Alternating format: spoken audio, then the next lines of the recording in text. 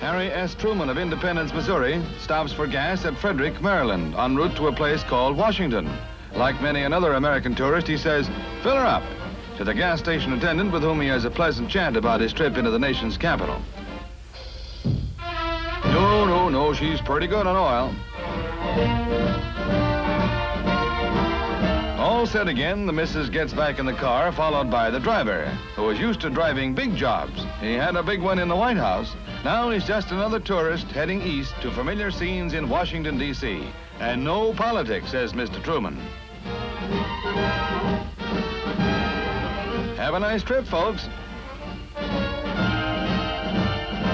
Christine Jorgensen, who used to answer to George, creates quite a stir as she returns home to New York from Copenhagen.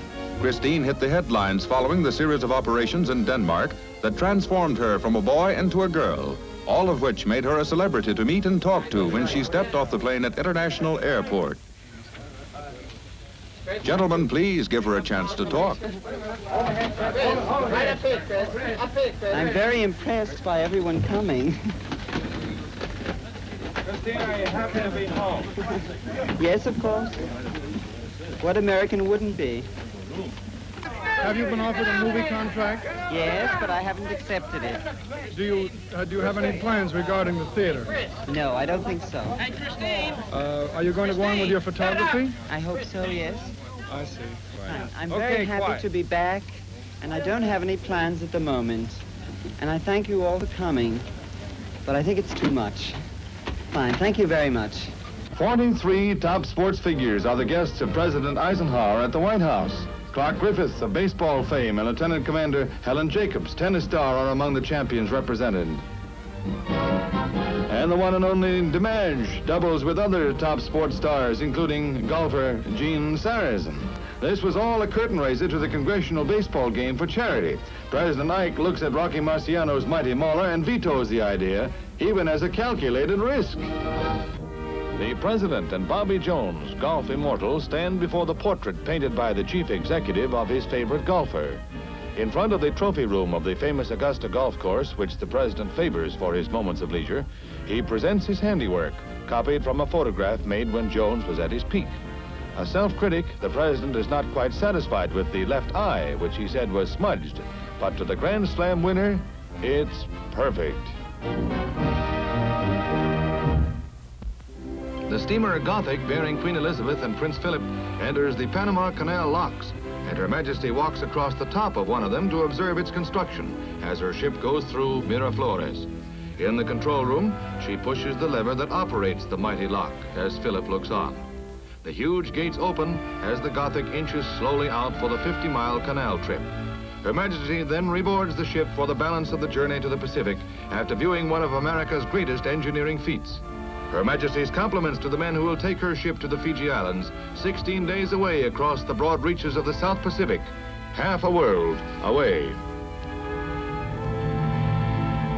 The wedding of Senator John F. Kennedy recalls Newport's one-time social grandeur.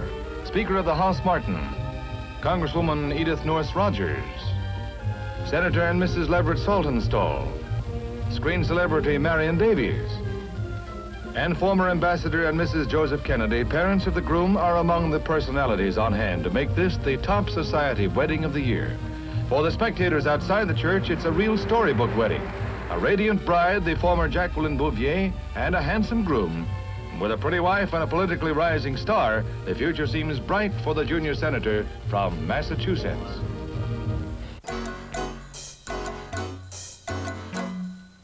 New York's top designers get together to create just one complete outfit to clothe just one complete girl. When they get her togged out, she's named the $1 Million Baby. First, you start with a chassis. For an elegant foundation, there are these satin strap sandals by I. Miller. We'll tell you the prices of these items as we go along, so start adding. Shoes, $50. Then we bring up Nettie Rosenstein, ultra in her field. Her contribution is this black velvet evening dress with a winged neckline, halter neck, and full skirt. Beautifully simple, isn't it? The price tag? Oh, yes. Well, let's say around $400. Van Cleef & Arpels diamond necklace, earrings, bracelets, pin, ring, worth $500,000. Next in the spotlight, Mr. John, Society Award milliner, creates a black silk velvet Here's to Romance cocktail chapeau with black aigrettes, priced at just $500 even. To wrap it up, a royal pastel mink. 90 superb skins match to fashion this distinctive coat worth $25,000 and designed by Miss Ruth Ruddy. If you say that doesn't add up to $1 million, you have no eye for figures. Rome makes another bid for the title of fashion capital of the world, with 4 of Italy's leading designers pooling their talents in a swank showing of evening attire. Time was when all roads led to Rome, and today it seems many a style-wise traveler is discovering a new road, paved with fashion's finest and lined with admiring glances. Black cape, white gown, contrasting and colorful. The archway frames Italian lovelies in lovely outfits, and a close-up of one reveals an interesting neckline. Paris, New York, Rome, whichever city you insist is the world's fashion capital, you must admit a pretty face is universal. No wardrobe is complete, so I hear tell, without a fur coat, and neither is a fashion show. So here is a beautiful finish to fashion finery. 4-year-old Debbie Baines, polio poster boy for 1954, takes the spotlight with his young escorts of honor to open the 10th annual March of Dimes fashion show presented by the New York Press Institute for the benefit of the National Foundation for Infantile Paralysis. Actress Helen Hayes and Basil O'Connor, president of the National Foundation, are prominent among the many celebrities who lend their support. Mrs. Mary Lasker and General John Reed Kilpatrick applaud the traditional showing of spring fashions. Featured throughout the showing is the Winged Victory silhouette, so called to symbolize the hope of winning the battle against polio. It's a thrilling first glimpse of spring styles with the added virtue of serving a very good cause. Fashions on parade to aid the March of Dimes. President Auriol of France arrives to preside over the 6th annual Night of Stars. Madame Leclerc, widow of the late general, is greeted by the president as a crowd of 5,000, including autograph hounds, jam the Tuileries grounds to catch a glimpse of Charles Boyer and other motion picture stars to be honored for their work. Among them is Gary Cooper, who for the moment abandons his He-Man role. Gregory Peck, another American, gets the French equivalent of the Oscar from the president, as Americans take a prominent role in France's Night of Stars. Spotlight on big screen entertainment at New York's Times Square. The gala premiere of Thunder Bay ushers in a widescreen 3 times regular size. A new era of motion picture exhibition. Directional sound heightens the entertainment value of the film. A saga of offshore oil drilling. Universal International executives are among the 3,000 persons attending. Leaders of the motion picture industry, civic officials, stars of stage and screen, thronging into Lowe's State for the world premiere of this history-making picture. The new widescreen, with its tremendous scope for panoramic thrills, lends itself especially to adventure films such as this. The big town goes all out in its welcome. The boys in blue were hard at work when my husband and I arrived. We wouldn't have missed it for the world. Margaret Truman was among the celebrities on hand. The Boris Karloffs and No Frankenstein. Tony Curtis and Janet Leigh, the popular Mr. and Mrs. team from Hollywood, greeted by their fans. And a greeting in return by the handsome couple. Xavier Cugat and Abby Lane. The star of the picture, Jimmy Stewart, here for the premiere with the charming Mrs. Stewart, his #1 fan.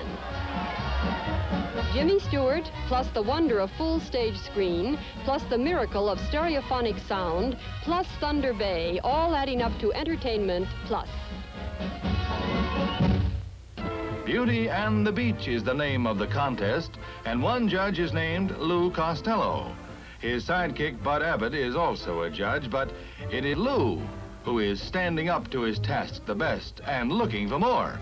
He thinks all of the gals ought to win a prize, but he's ruled out of order.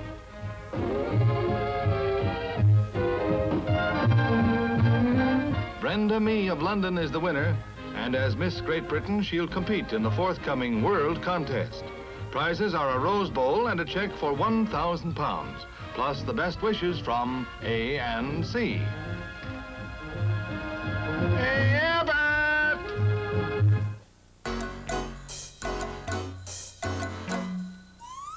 1953 for Americans was a year of change.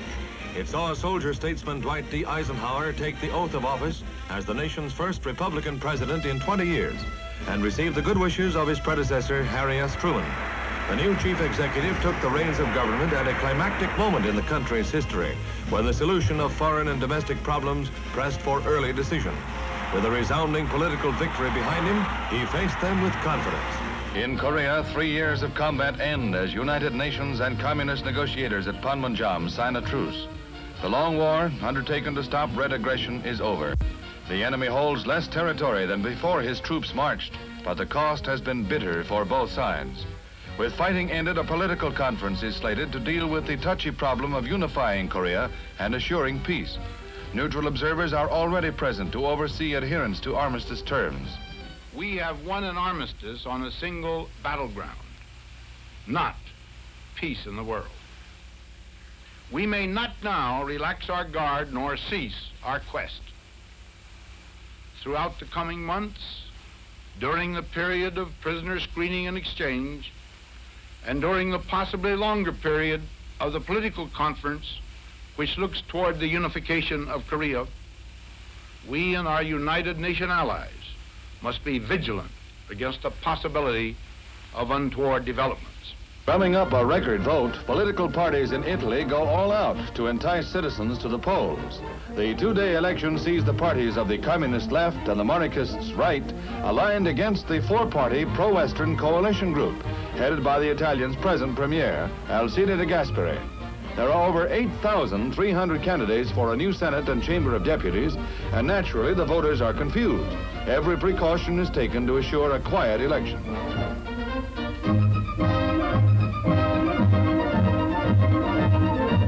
Premier de Gasperi led his forces in a struggle to foster his middle-of-the-road platform.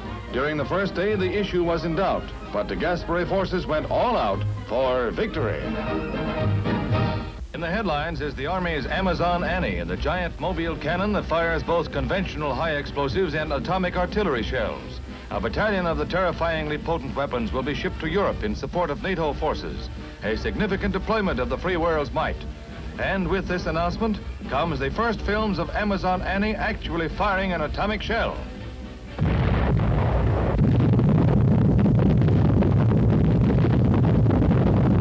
And there it is, the familiar sinister contours of the atomic cloud. A dramatic punctuation mark for these historic Defense Department films of the most lethal blast ever unleashed by any artillery weapon in history. New York, Adlai Stevenson, defeated presidential candidate, makes his first major post-campaign speech at the Democrats' Jefferson Jackson Day dinner.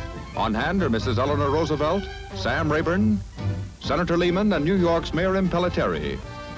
Margaret Truman and Stevenson's running mate, Senator John Sparkman. An ovation greets the party's titular leader, who urges that the Eisenhower administration be given a fair chance to prove itself. The Republican Party is attempting what has not been tried for a long time: government by businessmen. America has always been a nation ripe for experiment. We Democrats have experimented boldly and accomplished miracles. Death came to Robert A. Taft, known as Mr. Republican and one of the nation's most respected leaders.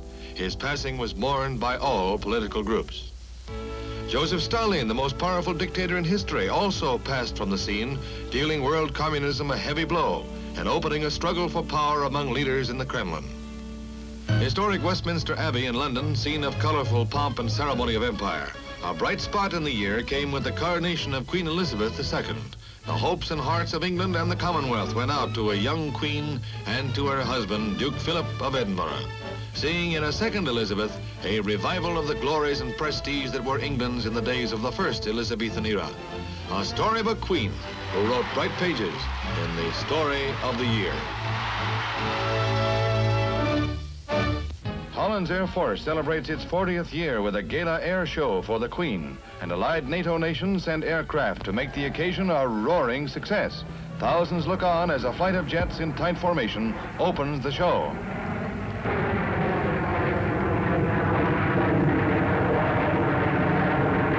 The Dutch Meteor fighters are followed by Titanic US B-36s, our intercontinental atom bombers.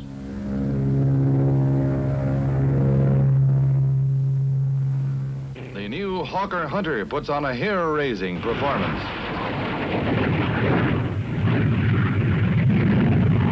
Another look at the Hunter, Britain's latest. It's already surpassed the speed of sound. Bringing the curtain down, a flight of U.S. Boeing B-47s, Stratojet bombers boasting fighter plane speed. An impressive display of the free world's wings for defense on the ready in Western Europe. While on the French aviation scene, flying boxcars lead off a mammoth air show at Le Bourget. A French transport goes through its paces under the interested eyes of General Norstad, NATO air chief. One of the attractions of the show is the French jet, the Mystère, which performs under the proud gaze of President Auriol. The Mystère may not long be a mystery. All manner of French test planes display their wares before a crowd of more than 400,000. A crowd which includes Madame Jacqueline Auriol, France's ace aviatrix.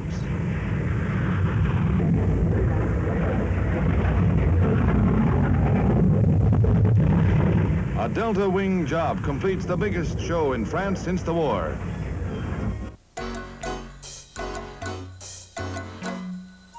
$40,000 are out at Jamaica for this year's Wood Memorial, richest race for 3-year-olds ever run on the New York circuit. A top-heavy favorite is Native Dancer. $1 gets you 10 cents if he wins, and practically everybody here expects him to win. This dress rehearsal for the Kentucky Derby. Alfred Gwynn Vanderbilt's flashy gray coat let Tahitian King set the pace until they round the final turn. And then Eric Guerin calls for full speed ahead. At the top of the stretch, Native Dancer responds to the whip. I hit him just once, Guerin said after the race, and overtakes the pace-setting Tahitian King. Even those rare railbirds who bet against him now view Native Dancer with admiration as he pounds down the stretch, opening the gap with every stride, winning by 4.5 lengths his 11th race in as many starts, adding $87,000 to his fabulous earnings. Yes, sir, at Churchill Downs on Derby Day, the Dancer ought to call the tune. Yes, sir, the Yankees did it. 5 straight World Series. Here are the highlights. Game 2, Yankee Stadium. All tied up in the 8th, Mickey Mantle facing Preacher Row. The Oklahoma Kid parked it in the left field seats. Hank Bauer was on board at the time, so it was 2 runs for the Yankees, and more than enough to give them a 2-0 lead in games over the Brooklyn Dodgers. The Bombers were flying high. Ebbets Field for game number 3. 8th inning, score tied. Roy Campanella stepped in against Vic Raschi. Campy atoned for previous failures at the plate with that one. His round tripper put the Dodgers out front in game 3, and they stayed there. Game number 4, and Duke Snyder, Dodgers center fielder, is the hero of this game. Snyder's double to right in the first inning drove in 2 runs, and the Brooks were off and running. 6th inning, the Duke hit one that was clear out of the park, and there was new life and new hope in Brooklyn. This was the Dodger team that had rolled up all kinds of records in the National League. Boom, another double for Snyder. Hail the Duke of Flatbush. Dodger hopes were riding high. Maybe this was next year. Campy scampered, and them bums had tied up the series. Well, it was fun while it lasted, but then came game 5. Mickey did it again. Another home run, only this time it was a grand slammer. three teammates route across the plate in a procession of jubilation for Yankee fans. But to Dodger rooters, it had a funereal look. Mickey's wallop was the big blow of the fifth game, and Mickey was the big gun. Back to the stadium for the sixth, and as it turned out, the last game. Dodgers came close. Top of the ninth, Carl Furillo blasted one to the opposite field, dropped it in the right field corner for a home run. A dramatic moment, for with Snyder on base, 2 runs came home for the Dodgers on Furillo's wallop, and the score was tied at 3-3, but you know the rest. Yanks had Bauer on second, Martin up in the bottom half of the ninth, and Martin laced one right up the middle, his 12th hit of the series, making him the hero of heroes.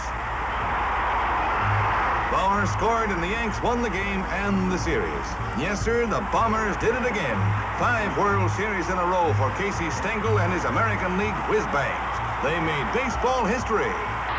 Detroit for highlights of the Pro Football Championship. Cleveland Browns versus Detroit Lions. Browns fumble second play from scrimmage, and Bingaman of the Lions recovers on the 13. On a handoff, Gedman drives for 6 yards, and the Lion is rampant on a cold, slippery field. Defending their world title, the Detroit play-for-pay boys cash in as Walker scores to put them out front. Only the beginning of a rock'em sock'em pro grid thriller. The favored Browns get a break when a Lion aerial is intercepted, and things are looking up for the Cleveland Pros, who have failed in title bids 3 years in a row. Ace passer Otto Graham had a bad day passing, but a lateral clicks with some basketball bounce added by Ken Carpenter. Trailing 10-3, the Browns wind up on the Detroit 9, where Harry Jagady caps a 51-yard drive by going across, and the score is soon tied at 10-all. Then it's 13-10 favor of the Browns, and still they drive on with Jagady lugging leather, and it looks as if the Browns will take that coveted title this year at last.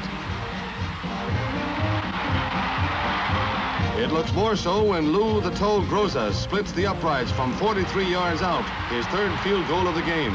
But a 16-10 lead vanishes in the closing minutes of play when Bobby Lane takes to the air and Lion receivers connect for big gains. The defending champs go 80 yards, culminating in a 34-yard touchdown toss from Lane to Duran, and Lion retains title 17-60. Tony Galento, the former heavyweight contender, indulges in a bit of wrestling at Turner's Arena in Washington. The object of Tony's playful attention is Natey Brown, himself a one-time heavyweight hopeful.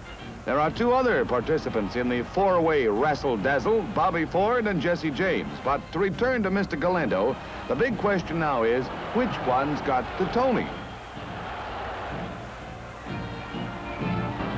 2-ton Tony met Joe Louis, if you recall, as a boxer. We don't know which is more strenuous, boxing or wrestling, but wrestling looks more strenuous. Rough on the ref.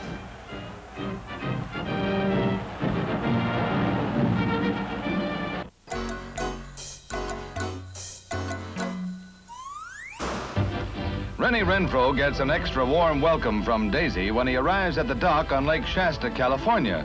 To Daisy, who owns an odd name for a male but doesn't mind doing a little advertising, his master's arrival means only one thing: he can go water skiing. Yes, sir, Daisy's quite a dog. When he takes the bit in his mouth, there's adventure in the offing. A chance to put on the dog, so to speak.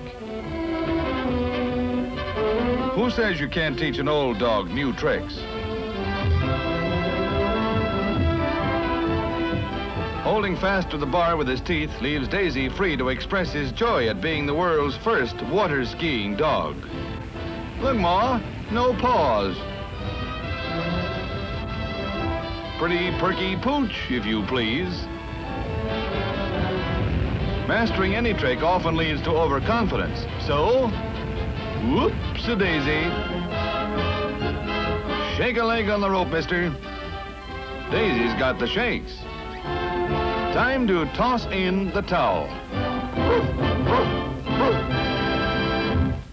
New York, a bevy of belles chomping into the calories in the season's first and only Spaghetti Derby. No hands, no silverware. Just bite yourself a wad of the slippery confetti and inhale. That's the stuff, sister.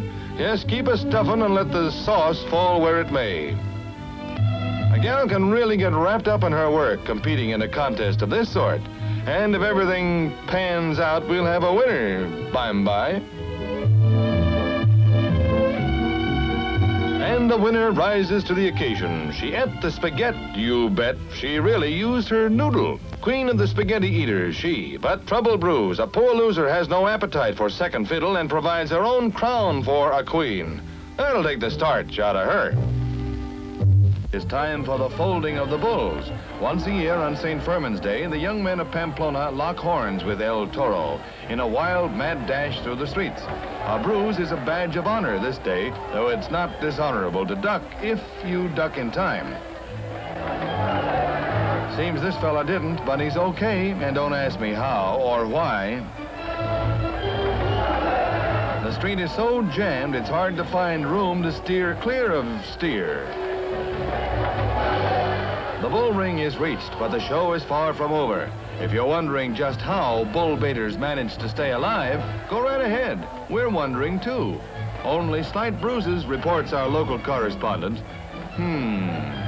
Bones must be made of rubber here in Pamplona. This is a Spanish version of the morning hour rush on the subway, with plenty of beefing being done by all hands. Preparing to go aloft in competition for the parachute jumping championship of France, these daredevils act like it's just daily routine, with not a flicker of expression, even on this pretty face, to indicate the hair-raising feats in store. For it's a free fall competition, with honors to the shooters who falls longest without cracking open his canopy.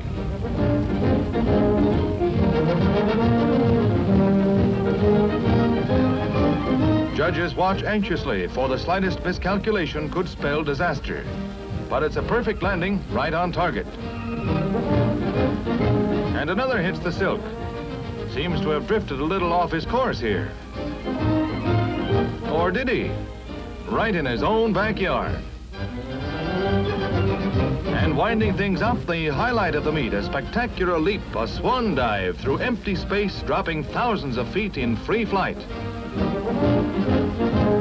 What a jump. Hey, it's my turn. Oh, look, here he comes now. And it's no surprise that this is the champ. Little girls make big news in Long Beach, California. They're having a beauty parade, 100 of them between the ages of 4 and 6, competing for the title Miss California Junior.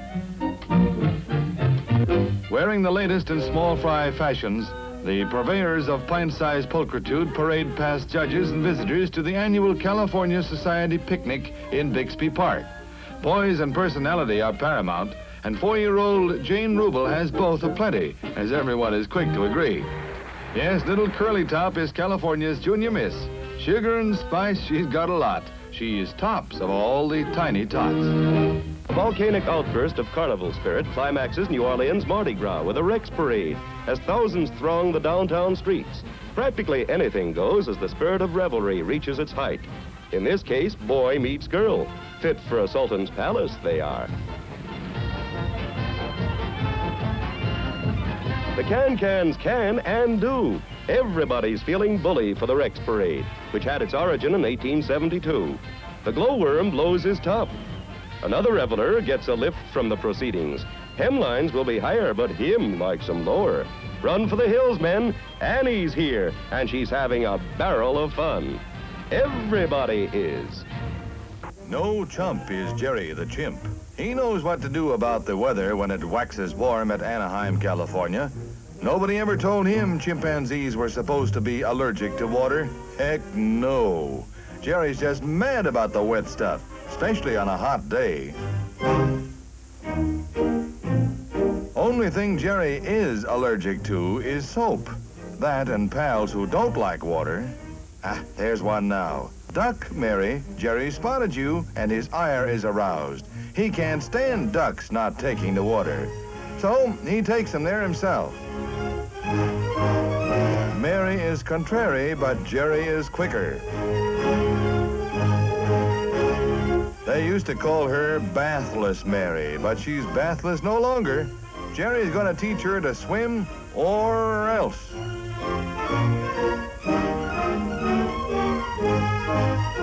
Mary finally ducked out on him, so Jerry goes to the showers to cool off all over again.